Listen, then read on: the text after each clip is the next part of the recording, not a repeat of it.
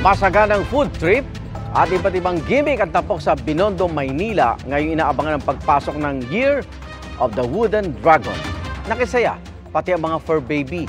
Saksi si Jamie Santos.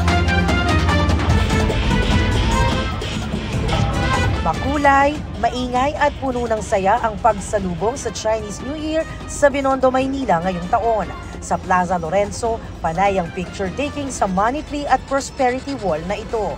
Marami ring nagsisindi ng insenso para sa magandang pasok ng Year of the Dragon. Ang ilang mga bata may kanya-kanyang pang-gimmick tulad ng pagsasayaw suot ang kanilang naka-DIY dragons with matching drums pa. Kaliwat kanan din ang atraksyon tulad ng mga superhero character na ito. Punong-puno ng tao ang kahabaan ng ongpin. Samot-saring paninda ang makikita mula sa pagkain, inumin at mga pampaswerte. Isa sa nakasabay naming nag-iikot ngayong gabi, binihisa ng dragon costume ang kanyang fur baby. Pantanggal ng malas! Kaya inabangan namin ng fireworks. Dahil paniwala ring swerte ang kumain ng dumpling sa pagsalubong ng Chinese New Year, di maubos ang tao sa food stall na ito. Lucky po siya. Mabenta po. Patok syempre ang charms na tulad nito na paniwalang magdadala ng biyaya at pangontra sa mga negative energy. Apat po tayo kasing lucky color.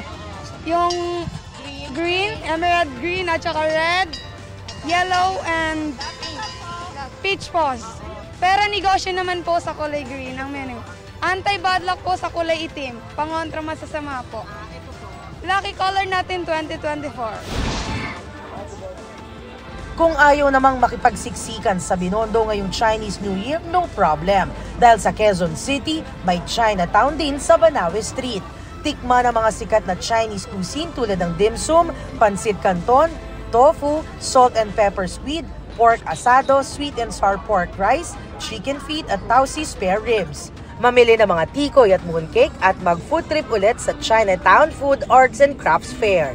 Pwede ring mag-selfie sa 21-year-old Filipino-Chinese Friendship Arc. Kung type nyo naman ang immersion sa Chinese culture, pwedeng bumisita sa Shenglian Temple at Chuchi Buddhist Humanitarian Organization. Para sa GMA Integrated News, Jamie Santos ang inyong saksi. Mga kapuso, sama-sama tayong maging saksi. Mag-subscribe sa GMA Integrated News sa YouTube at para sa mga kapuso abroad, samahan niyo kami sa GMA Pinoy TV at sa www.gmanews.tv.